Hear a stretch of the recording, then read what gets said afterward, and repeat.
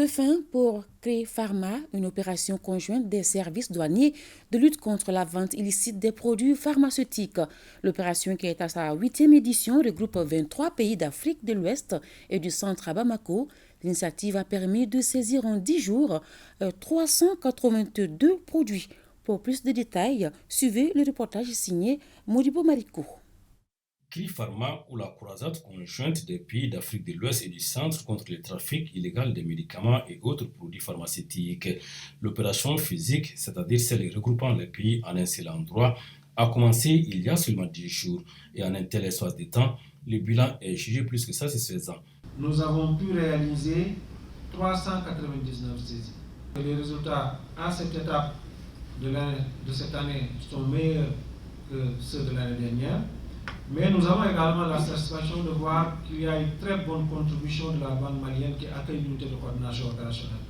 Notre satisfaction est d'autant plus grande donc que le pays hôte, qui est le Mali, a plus de 50 saisies de contribution.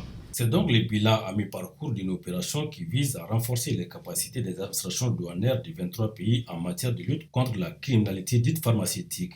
Ces 23 pays, concrètement, au cours de cette opération, ont échangé des informations et exploité et diffusé des rapports de saisie et de situations.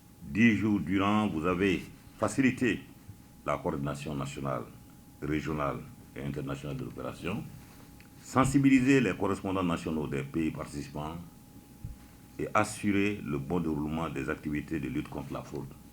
Je me réjouis des résultats provisoires remarquables que vous avez obtenus dans vos travaux et j'ose espérer qu'à la fin de la phase post-opérationnelle, vous dépasserez sûrement votre propre record de CRIFAM 7, à savoir 662 saisies.